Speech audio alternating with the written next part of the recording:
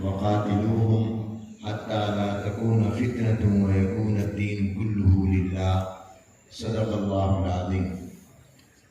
قابل صد احترام حضرات علماء کرام، مشائخ اعظام، ارباب مدارس و جامعات، بزرگان محترم، فضلائے کرام، برادران اسلام، السلام علیکم ورحمۃ اللہ وبرکاتہ۔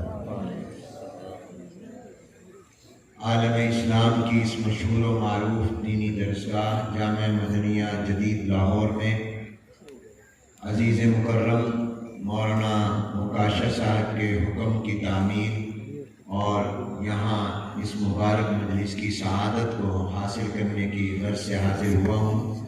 وقت کافی گزر چکا۔ قائد ملت اسلامیہ حضرت مولانا فضل الرحمان صاحب دامت برکاتہ العالیہ، سرپرست وفاق المدارس عربیہ پاکستان و امیر جمعیت علماء اسلام پاکستان کے مبارک درس کو سننے کے لیے ہم سب جمع ہیں۔ حضرت مولانا محمود میاں صاحب رحمۃ اللہ علیہ کی وفات کے بعد اس اجتماع میں پہلی مرتبہ حاضری ہو رہی ہے۔ تعزیت کے لیے تو حاضری ہوئی تھی۔ حضرت کی قیادت میں جب ہم ہندوستان گئے اور وہاں پر شیخ الہند نور اللہ مرقدہ کے عنوان پر جو سیمینار تھا اس میں شرکت کے لیے، تو میں نے حضرت مولانا محمود میاں صاحب رحمۃ اللہ علیہ کو بہت قریب سے دیکھا اور میں ان کے متاثرین میں شامل ہوا۔ وہ علم کے بھی اور عمل کے بھی جامع تھے۔ اللہ تعالیٰ اس ادارے کو ہمیشہ قائم دائم رکھے۔ میں صرف دو باتیں عرض کرنا چاہتا ہوں۔ پہلی بات یہ کہ ہمارے جو فضلاء ہیں دورہ حدیث سے فارغ ہو رہے ہیں وہ اس تقریب کے دلہا ہیں، اور اگر یہ کہوں کہ آپ کا بھی آج ایک نکاح ہو رہا ہے، شادی ہو رہی ہے، اور وہ نکاح اللہ کے دین کے ساتھ ہو رہا ہے، اور نکاح پڑھانے والی شخصیت کون ہے وہ بھی آپ کے سامنے۔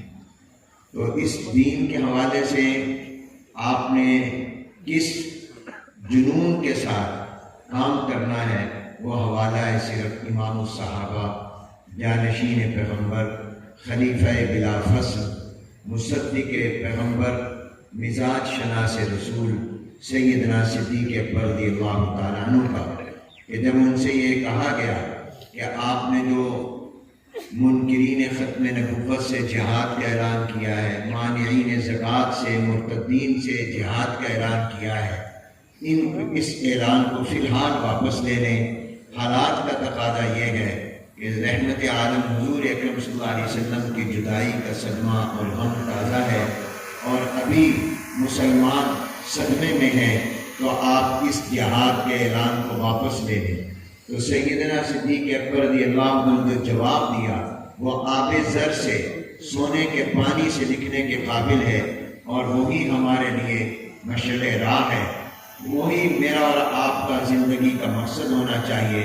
تو انہوں نے فرمایا اَيُنْقَصُ الدِّينُ وَأَنَا حَيٌّ، کیا ممکن ہے کہ میرے محبوب پیغمبر صلی اللہ علیہ وسلم کے لائے ہوئے دین کا انکار ہو اور ابو بکر زندہ رہے؟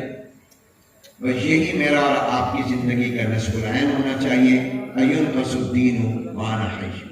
میرے برادر محترم مولانا حافظ نصیر احمد احرار صاحب نے فرمایا کہ جمعیت کو جو ووٹ نہیں دیتا تھا تو اس سے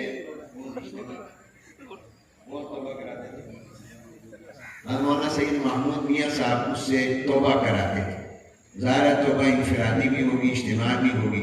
تو میں اس میں ایک ترغیب بھی کرتا ہوں کہ جو مدرسہ وفاق سے نہ جڑے اس سے بھی توبہ کرائی جائے۔